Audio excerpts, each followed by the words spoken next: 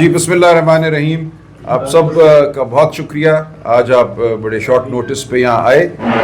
دیکھیں آج جو میں آپ سے کچھ گزارشات کرنا چاہتا ہوں ان کا فوری پس منظر تو کل کی بھیانک رات ہے.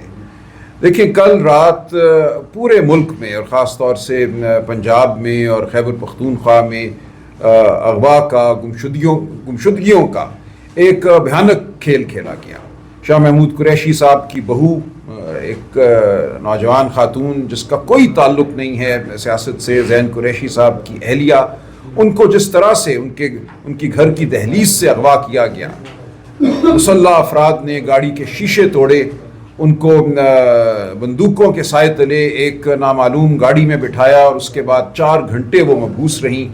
ہم سب جو ان کے گھر پہنچے، ان کے والدین، ان کے دیگر اہل خانہ، ان کے ساتھ وہ 4 گھنٹے کیسے گزرے، یہ ایک ایسا سانحہ ہے جو بیان کرنا ممکن نہیں ہے. آپ خود سوچئے، آپ کی بیٹی 4 گھنٹوں کے لیے نہیں، آپ کو کیا معلوم کہ وہ کہاں گئی، کون لے گیا، وہ 4 گھنٹوں بعد واپس آئے گی، 40 گھنٹوں بعد واپس آئے گی یا واپس نہیں آئے گی.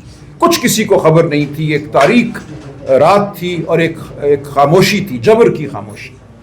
تو یہ سانحہ صرف شاہ محمود قریشی صاحب کی بہو کے ساتھ نہیں ہوا. اس سانحے نے ہمیں یاد دلایا اس فسطائیت کا، اس بے شرمی کا جو پچھلے 2 سال سے اس ملک میں برپا ہے. دیکھیں میں نے لاہور کے ایک حلقے سے الیکشن لڑا، صاحبزادہ صاحب نے بھی الیکشن لڑا فیصل آباد سے. ہم گواہ ہیں اس بربریت کے جو آپ سب نے، ہماری بہنوں نے، ہمارے بھائیوں نے سہی ہے پچھلے 2 سالوں میں. وہ سمن آباد ہو، وہ اچھرا ہو، جس گلی میں گیا میں نے یہی خبر سنی، یہی میں نے دکھ کی داستان سنی. کسی کی عزت محفوظ نہیں رہی، کوئی گھر محفوظ نہیں رہا. گھروں میں دندناتے لوگ آئے ہیں، وہ بچیاں ہوں، وہ بچے ہوں، وہ مائیں ہوں، وہ بہنیں ہوں، وہ بیویاں ہوں، سب پہ ہاتھ پڑا ہے. سعد اللہ بلوچ کی اہلیہ اور بیٹی کے ساتھ جو ہوا وہ واقعہ پرانا نہیں ہے. کل رات ہم نے دیکھا پورے ملک میں، خیبر پختونخوا میں لوگوں کو اغوا کیا گیا، ریاض فتحانہ کے بیٹے کو اغوا کیا گیا، ڈاکٹر زرکا کے خاندان پہ ہاتھ ڈالا گیا. تو یہ طریقہ ہے آئینی ترمیم کرنے کا. دیکھیں میں آج آپ سے بطور ایک شہری، بطور ایک انسان مخاطب ہوں، اور آپ کو میں بطور انسان دعوت دیتا ہوں فکر کی، غور کی کہ ہم کہاں کھڑے ہیں، یہ ملک کہاں کھڑا ہے. ایسا جبر ہم نے پچھلے 400-500 سال میں نہیں سنا کہ ہوا ہو، کہ گھروں میں پہ دھاوا بولا گیا ہو، بہو بیٹیوں کو اٹھایا گیا ہو سیاسی مقصد کے لیے. انگریز نے یہ نہیں کیا.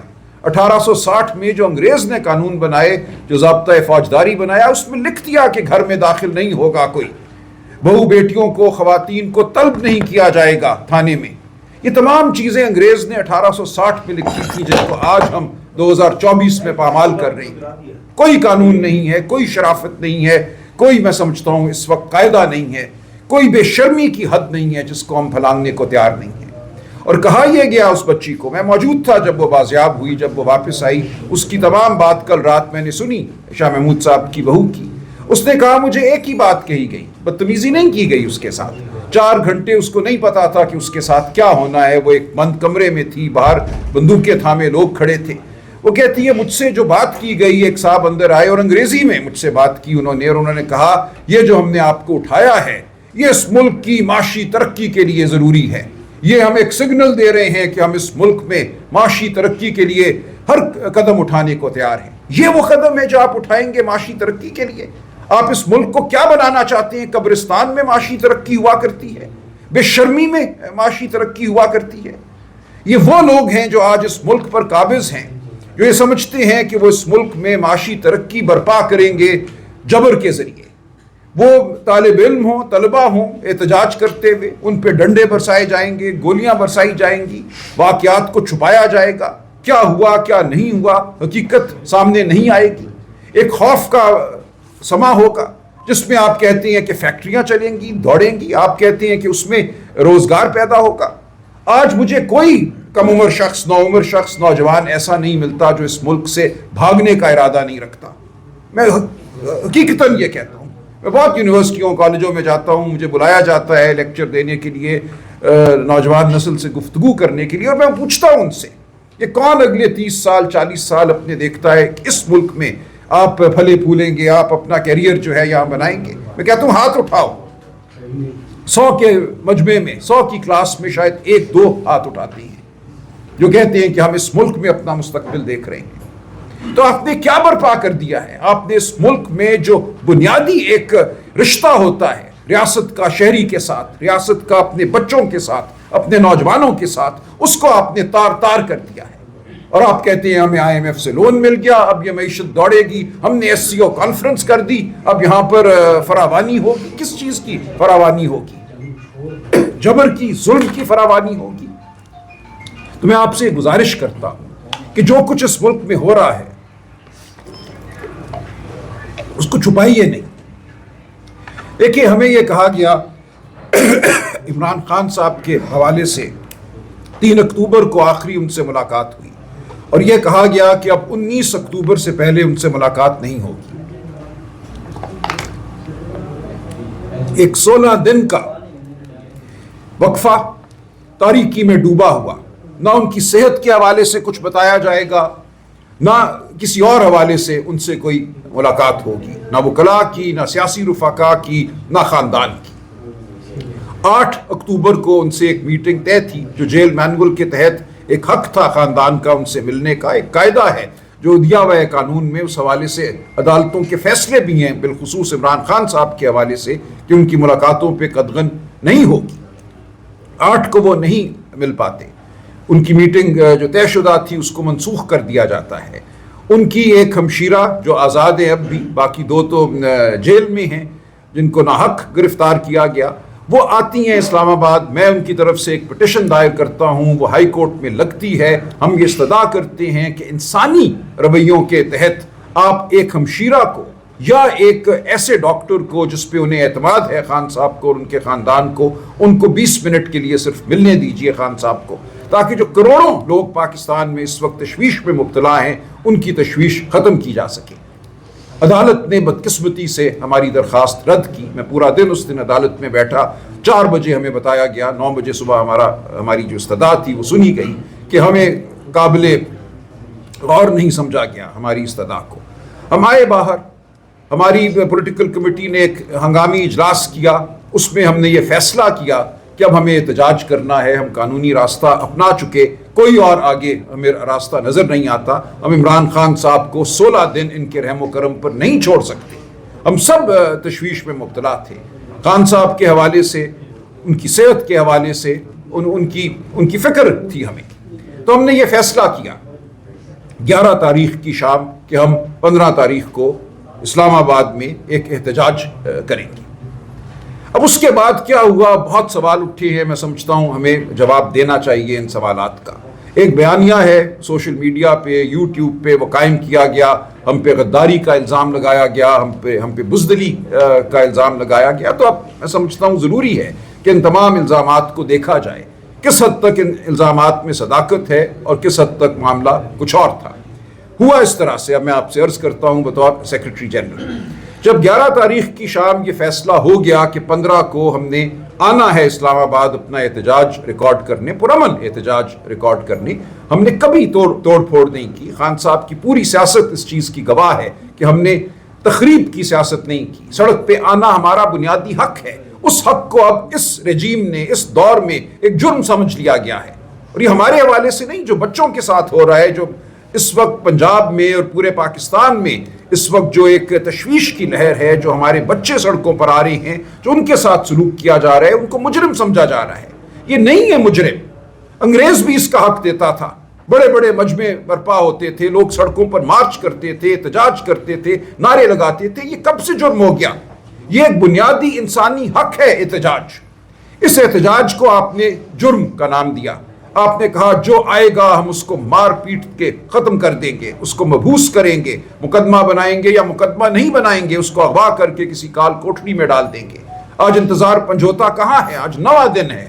انتظار پنجوتا کا کچھ پتہ نہیں. اس کے خلاف نہ کوئی مقدمہ ہے، نہ اسے کسی عدالت میں پیش کیا گیا. تو یہ ہے وہ صورتحال جس سے ہم دوچار تھے.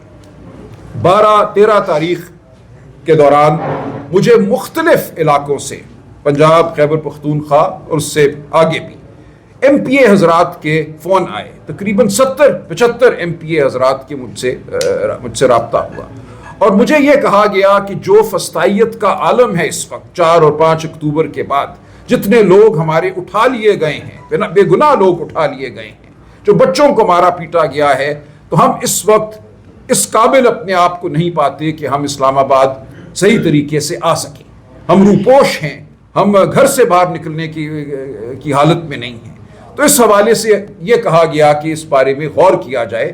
شاید ہم اس طریقے سے اسلام آباد نہ پہنچ سکیں جو ہمارے راستے میں کنٹینر لگائے جائیں گے، جو ہم پر شیلنگ ہوگی، جو مار پیٹ ہوگی. پہلے ہی ہم اپنے بہت سے لوگ کھو بیٹھے ہیں جو حکومت خانوں میں ہیں، جو تھانوں میں ہیں. تو غور کیجیے. ہم نے یہ بات پولیٹیکل کمیٹی کے سامنے رکھی، اس پہ غور جاری تھا. ہم سمجھتے تھے کہ اس کے باوجود ہمیں اپنا احتجاج جو ہے وہ ریکارڈ کرنا چاہیے کہ ہمیں مختلف ایمبسیز سے، دوست ممالک کی ایمبسیز سے، وہ ممالک جنہوں نے یہاں شرکت کرنی تھی ایس سی او کے اجلاس میں، ان کی جانب سے درخواستیں وصول ہوئیں کہ آپ یہ احتجاج نہ کیجیے 15 کو. اب یہ وہ ممالک ہیں جن کے ساتھ ہمارا حکومت میں قریبی تعلق رہا ہے. ہم ان کو پاکستان کا خیر خواہ سمجھتے ہیں. آئندہ بھی ہم سمجھتے ہیں کہ اس ملک کی حقیقی حکومت عمران خان صاحب کے تحت پی ٹی آئی کی حکومت ہوگی. ہم نے ان لوگوں سے، ان ریاستوں سے آئندہ بھی معاملہ رکھنا ہے. ان کی درخواست کو ہم بیک جنبش قلم مسترد نہیں کر سکتے تھے. یہ بھی ایک واقعہ تھا جس کو ہم نے سامنے رکھا. اسی طرح ہمارے جو اس وقت آئین کی بقا میں جو ہماری جد و جہد ہے، اس میں جو ہمارے حلیف ہیں مولانا فضل الرحمان اس میں سر فہرست ہیں. ان کا کردار جو ہمارے سامنے آیا ہے، جو انہوں نے ثابت قدمی دکھائی ہے، یہ میں سمجھتا ہوں انشاءاللہ قائم رہے گی اور پاکستان کی تاریخ میں سنہرے حروف میں لکھی جائے گی. ان کی جانب سے بالخصوص ایک درخواست آئی کہ یہ نہ کیجیے آپ. ہم نے کوئی اس پہ جواب نہیں دیا حتمی ان کو، لیکن یہ تمام معاملات ہم نے سامنے رکھے پولیٹیکل کمیٹی کے کہ اب ہمیں کیا کرنا چاہیے. ہمارے سامنے خان صاحب کی صحت، ان کی زندگی سب سے مقدم امر تھا. ہم سمجھتے تھے کہ یہ کہہ دینا کہ ان سے ملاقات نہیں کرائی جائے گی، معالج کو نہیں ملایا جائے گا، یہ غلط رویہ تھا. اس کے خلاف احتجاج ہمارا حق تھا. 14 تاریخ کے دوران مجھ سے اور دیگر ہماری لیڈرشپ کے افراد سے رابطے ہوئے حکومت کی جانب سے، اور یہ کہا گیا کہ آپ ڈاکٹر عاصم یوسف کو بلوا لیجئے، ہم دیکھ لیں گے، انشاءاللہ ان کی ملاقات ہو جائے گی، جو خان صاحب کے اعتماد کے ڈاکٹر ہیں. یہ ہماری گفتگو ہوئی. عاصم یوسف صاحب ملک سے باہر تھے. میں نے ان کو فون کیا، ان کو ڈھونڈا، درخواست کی. وہ فوراً اگلی فلائٹ لے کر پہلے کراچی اور پھر کراچی سے اسلام آباد پہنچے. 14 تاریخ کی دوپہر وہ اسلام آباد آ گئے تھے، اور ہمیں یہ امید دلائی گئی، تقریباً یقین دلایا گیا کہ ان کی ملاقات میں کوئی کبھات نہیں ہے. وہ ایک پروفیشنل ڈاکٹر ہیں، وہ باہر آ کر کوئی سیاسی بیان نہیں دیں گے، کوئی سیاسی میسج خان صاحب کا وہ نہیں لے کر آئیں گے. وہ صرف ان کی صحت کے حوالے سے جو بھی معائنہ کریں گے وہ ایک میڈیکل رپورٹ دیں گے.